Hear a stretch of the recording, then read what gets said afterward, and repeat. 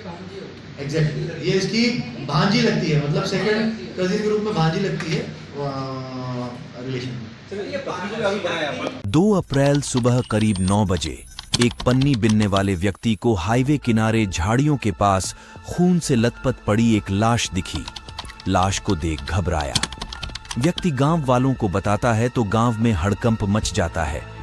ग्रामीणों द्वारा रिंगनोद थाने में पुलिस को सूचना दी जाती है। पुलिस मौके पर पहुंचती है तो देखती है कि किसी ने धारदार हथियार से गला रेतकर हत्या कर शव को फेंका या फिर यहीं पर हत्या की है। हत्या की सूचना मिलते ही सीएसपी, एसपी, एफएसएल की टीम व तमाम आलाधिकारी मौके पर पहुंचकर साक्ष्य जुटाने में लग जाते हैं। युवती के पास से गले में चेन, उंगली में अंगूठी, नाक में कांटा और हाथ पर ओम गुदा मिला, लेकिन ऐसी कोई आइडेंटिटी नहीं मिली थी जिससे उसकी पहचान हो सके। जिस कारण पुलिस के सामने सबसे बड़ी चुनौती यह खड़ी हो गई थी कि युवती कहां की है। पुलिस की कई टीमें जांच में लग चुकी थी। आसपास के सीसीटीवी फुटेज खंगाले व कई लोगों से पूछताछ की, सोशल मीडिया पर फोटो डाले, जिले, प्रदेश व अन्य राज्यों गुमशुदगी की जानकारी ली।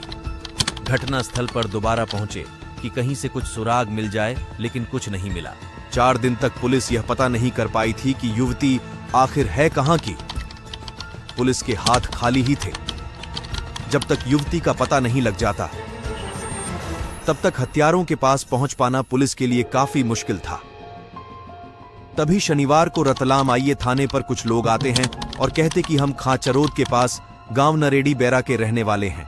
मेरी बहन रतलाम में किराए के मकान में रहकर पढ़ाई कर रही थी, लेकिन कुछ दिनों से मोबाइल बंद है और मकान में रहती थी वहां पर भी नहीं मिली और एक फोटो दिखाई। तभी पुलिस ने मृत युवती के फोटो से मिलान किया, जो मिल गया।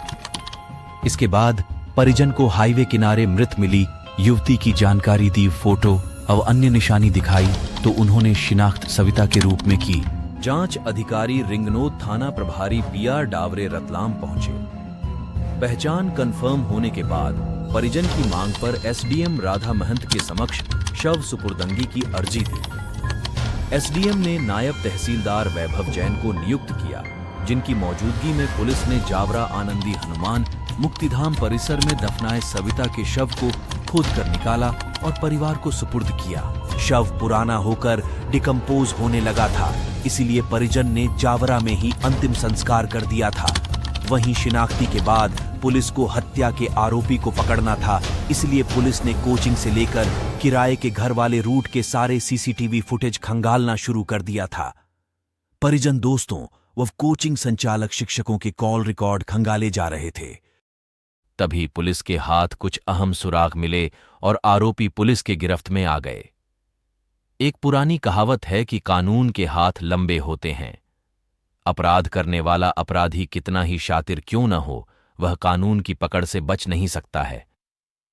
गुरुवार को रतलाम एसपी ने पूरे हत्याकांड का खुलासा किया।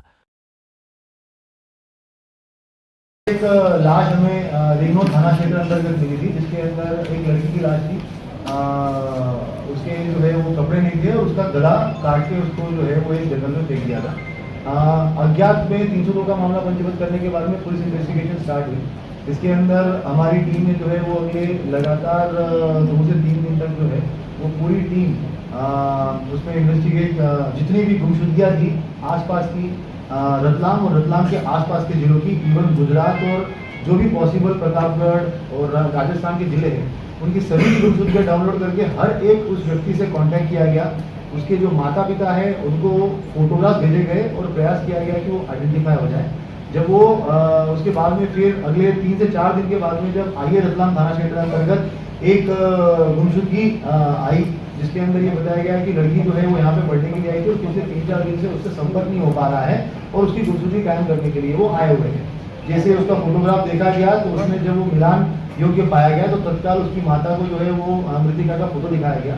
उसने उसकी पहचान करी। पहचान करने के बाद में स्पष्ट हुआ कि मृतिका जो है ये सविता राठौड़ नाम की एक लड़की है, लगभग 24 से 25 साल की। और वो जो है वो एक जिस दिन घटनाक्रम हुआ है, मतलब 2 तारीख को जो लाश मिली है, 1 तारीख से ही वो घर से गायब हुई है। पुलिस इन्वेस्टिगेशन में जब हम लोगों ने सारे वहाँ के आसपास के CCTV फुटेजेस खंगाले और साथ साथ में उसकी कॉल डिटेल और अन्य चीज़ों को ध्यान से देखा, तो उसके अंदर जो आरोपी है, आरोपी पिंटू पिता कालू सिंह राजपूत कोटड़ी का रहने वाला है। ये एक आर्मी में सिपाही के रूप में काम करता है। अभी ये पोस्टेड जो है जम्मू कश्मीर के अंदर आर्टिलरी के अंदर इसकी पोस्टिंग है।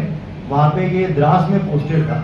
इसके द्वारा 1.5 महीने के लिए ये यहाँ पे छुट्टी के लिए आया हुआ था। इस लड़की के साथ में इसके पिछले 3 साल से संबंध है। ये लड़की जो है ये इसकी बुआ की लड़की है, मतलब ये रिलेशन में ही आती है। तो पिछले 3 साल से इसके साथ में इसके संबंध है। उसके बाद में जब इसकी जून 2023 में इसकी एक लड़की के साथ में शादी हो गई। उसके बाद आरोपी का ये कहना है कि जो मृतिका है वो उससे पैसे मांगने लगी कि अगर वो पैसे नहीं देगा तो उसको जो है वो रेप के केस में जो है वो भेज देगी। इस तरीके से आरोपी से उसने पैसे मांगे, तो आरोपी ने उसको जो है वो कुछ अमाउंट ट्रांजेक्शन भी किया हुआ है। वो भी हम लोग जो है वो वहाँ पर ले रहे, लगभग एक बार 50,000 और दूसरी बार और भी कुछ अमाउंट उसने ट्रांसफर किया है मृतिका के अकाउंट से। उसके बाद में जब ये बार बार होने लगा, तो अभी जब ये 1.5 महीने की छुट्टी के लिए आया हुआ था, तो इस छुट्टी के दौरान में आरोपी ने एक दिन पहले लगभग 31 तारीख को जब घटना हुई है, तभी ये डिसाइड कर लिया कि ये इसका जो है वो मार देगा, इसको मार देगा। उसके बाद इसने मृतिका को फोन करके बुलाया 1 तारीख को कि वो पंजड़ फाटे के पास में आ जाए। फिर महिला जो है वो मृतिका वहाँ पर आई, उसके साथ में वो दोनों उसकी गाड़ी पर बैठ कर गए। गाड़ी से बैठकर ये आगे उसी रोड से होते हुए रिमोट की तरफ गए। इसने एक मतलब सुनसान एरिया टाइप का देखा, वहाँ पे ये गाड़ी से उतरे, दोनों साथ में बैठे और